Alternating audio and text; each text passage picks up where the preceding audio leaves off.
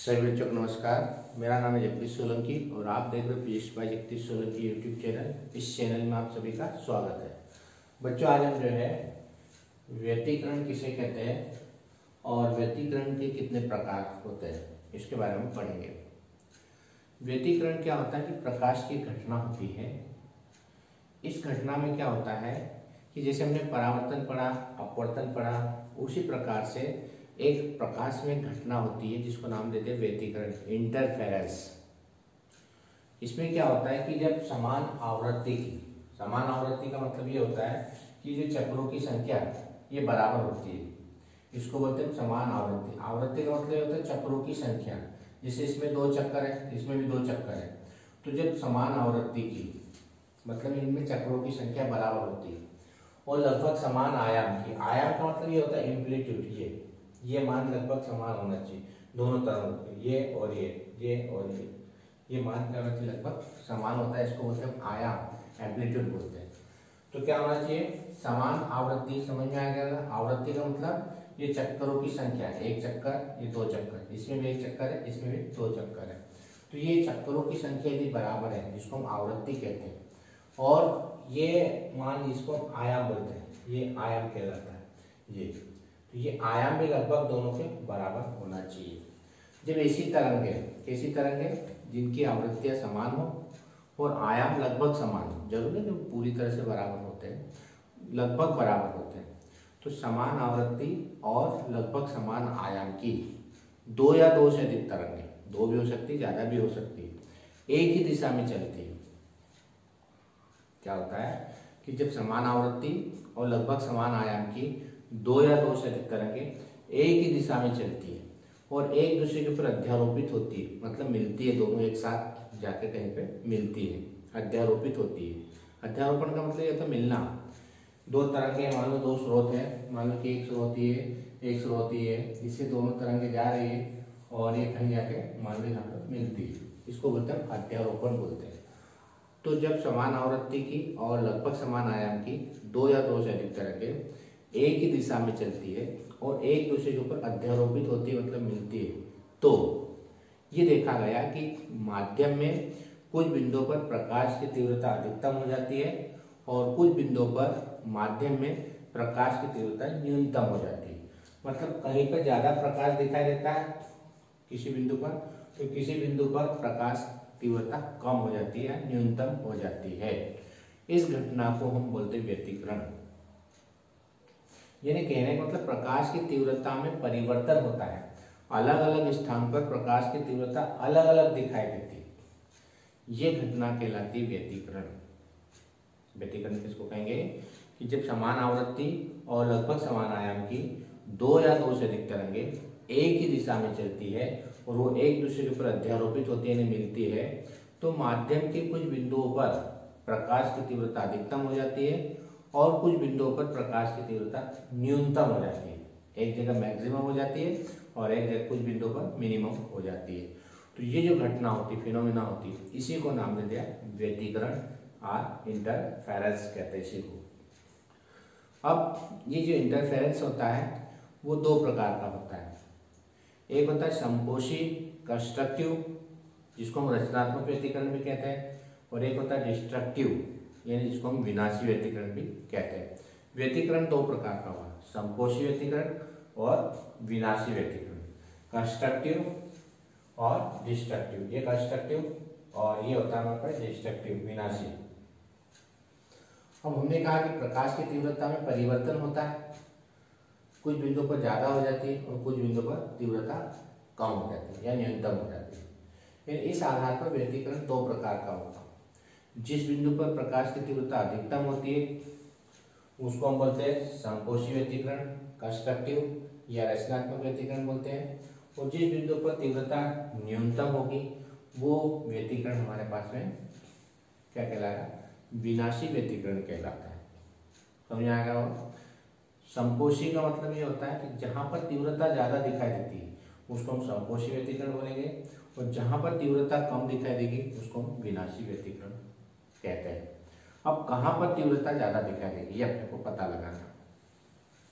तो मान लो कि ये 2 तरंगें हैं, इन दो तरंग यदि समान कला में, समान कला का मतलब इनकी एंगल एक जैसे हैं, जैसे ये 90 का है, ये भी 90 का, ये 0 से, ये भी 0 से, ये 180 का है, ये 180 का, यानी इनका फेज कला समान होती है।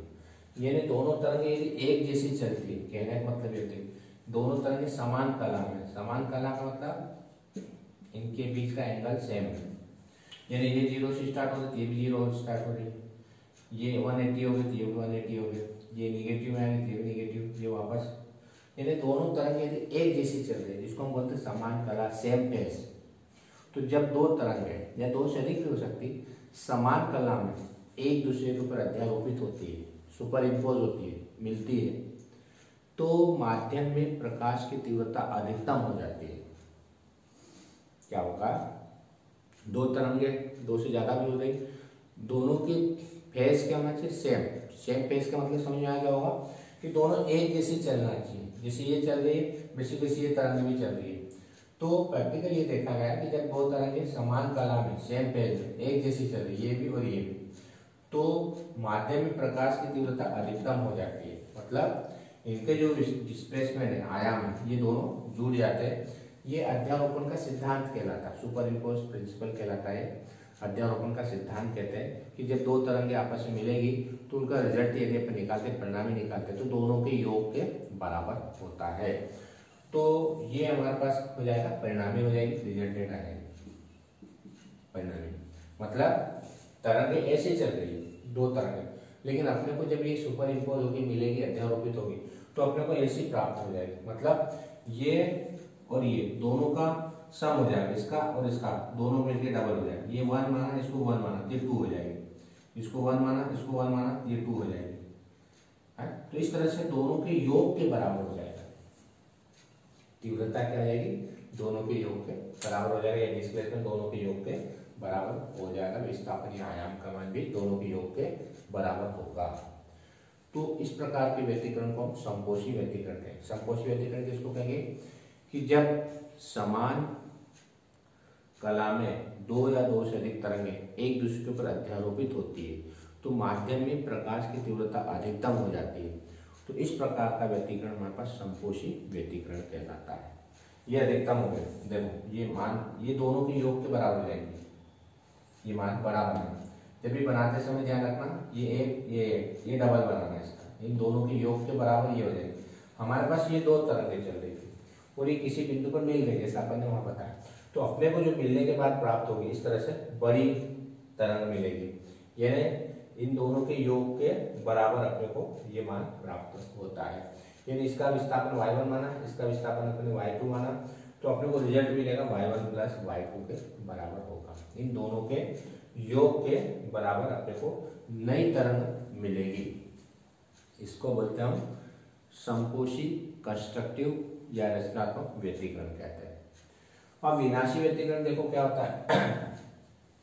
एक तरंग ऐसी चल रही है, एक तरंग ऐसी चल रही है, एक ऊपर जा रही है, एक नीचे जा रही है, दोनों विपरीत कला में होते हैं, अपोजिट फेज होते हैं।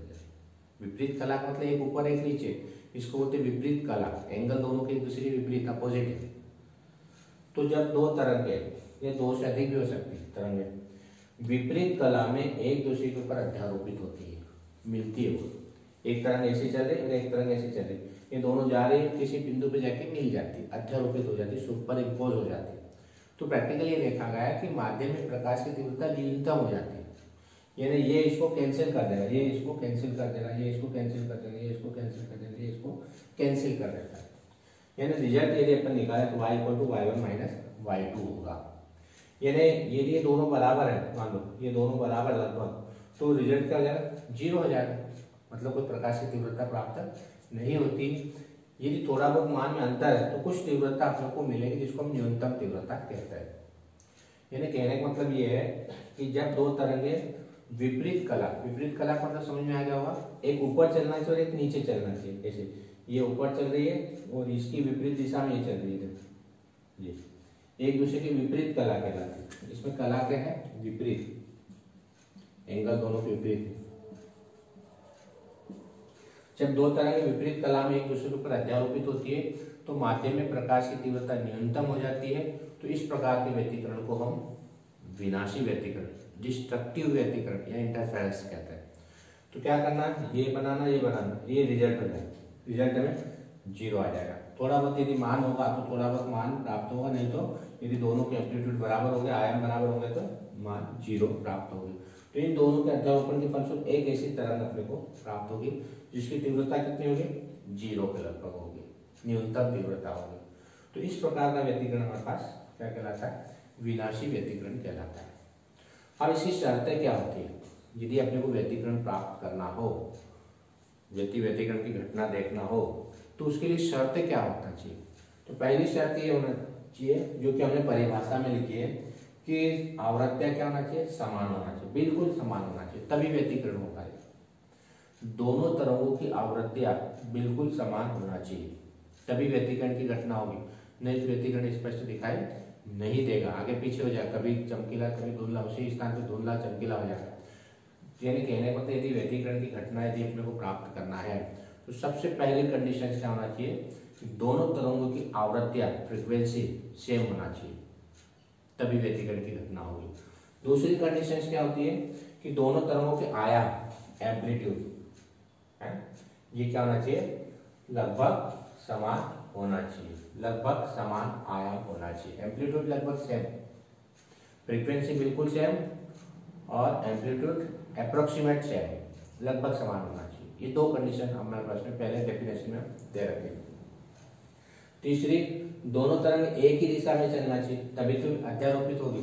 मान लो एक तरंग इधर जा रही है, एक तरंग इधर जा रही है, एक तरंग इधर जा रही है, तो ये मिलेगी नहीं आपस में, तो दोनों तरंग आपस में मिलेगी नहीं। एक तरंग इधर चल रही, मान लो ये इस तरह से और यहाँ पहुंची, दूसरी तरंग विपरीत दिशा में चलती, मिलेगी क्या, अध्यारोपित होगी, नहीं होगी। यानी दोनों तरंगें जब एक ही दिशा में चलेगी तो ही अध्यारोपण होगा और उसके फलस्वरूप इंटरफेरेंस होगा। इंटरफेरेंस मतलब उसमें इंटरेक्शन होगा, मिलेगी वो, उसलिए इसको इंटरफेरेंस नाम दे दिया। तो तीसरी कंडीशन क्या है, दोनों तरंगें एक ही दिशा में चलना चाहिए। पहली कंडीशन, दोनों तरंगों की आवृत्तियां बिल्कुल बराबर होना चाहिए। दूसरी कंडीशन, दोनों तरंगों के आयाम लगभग बराबर होना चाहिए। तीसरी कंडीशन, दोनों तरंगें एक ही दिशा में चलना चाहिए, तभी ये क्या होगा, व्यतिकरण अपने को प्राप्त होगा। प्रकाश और कला संबंध होना चाहिए। इसका मतलब ये होता है कि जो तरंगें हमारे पास निकल रही है उनकी तरंगों के बीच कला में कोई अंतर नहीं होना है। मान लो एक तरंग ऐसी निकल रही है और दूसरी भी ऐसी निकल रही है, इस तरह से है ना, दोनों एक जैसे निकल रहे, तो समय के साथ इनके कला में कोई परिवर्तन नहीं होना चाहिए, आगे पीछे नहीं होना चाहिए तरंगें, तो उसको कहा गया कला संबंध स्रोत। ऐसा स्रोत जिसमें दोनों तरंगों की कला में कोई परिवर्तन नहीं होता है, यानी उनके बीच कलांतर नहीं होता, फेज डिफरेंस नहीं होता है।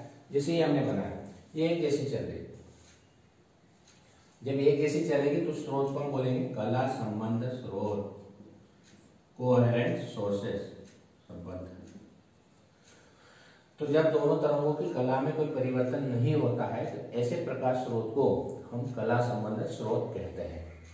समय के साथ उसके मान में कोई परिवर्तन नहीं होगा, एक जैसी तरंगें चलेगी, तभी ये व्यतिकरण होगा। यदि मान लो आगे पीछे हो गए तरंगें, कभी ये शीर्ष जगह गर्त आ गया, गर्त जगह शेष होगा, तो इंटरफेरेंस अपने को क्लियर दिखाई नहीं देगा, मतलब चेंज होता जाएगा। इसलिए दोनों प्रकाश स्रोत कैसे होना चाहिए, प्रकाश स्रोत कला संबंध होना चाहिए। कला संबंध स्रोत का मतलब समझ में आ गया होगा कि समय के साथ उसकी कला यानी फेज में कोई परिवर्तन नहीं होना चाहिए। ऐसे प्रकाश स्रोत को हम कला संबंध स्रोत कहते हैं। अगला हमारे पास प्रकाश स्रोत एक दूसरे के निकट होना चाहिए, तभी तो मिलेगी। एक यहाँ रख दिया, एक वहाँ रख दिया, स्रोत दूर दूर रख दिया तो अध्यारोपण होगा ही, किधर की किधर निकल जाएगी प्रकाश की तरंगे। तो दोनों प्रकाश स्रोत क्या होना चाहिए, पास पास में रखेंगे तो वो क्या हो जाएगी, अध्यारोपित हो जाएगी, मिल जाएगी। तीसरा हमारा अगला नेक्स्ट है, प्रकाश स्रोत संकीर्ण होना चाहिए, बारीक छिद्र से होकर गुजरना चाहिए। ये सामान्य शर्त नहीं है, लेकिन फिर भी यदि स्पष्ट व्यतिकरण यदि अपने को प्राप्त करना हो तो प्रकाश स्रोत को संकीर्ण होना चाहिए, मतलब बारीक छिद्र से होकर प्रकाश स्रोत जाएगा तो आपस में तरंगें आसानी से वो मिल जाएगी, नहीं तो फैल जाएगी। इसलिए प्रकाश स्रोत क्या होना चाहिए, संकीर्ण होना चाहिए। तो इस प्रकार से हमारे पास व्यतिकरण है।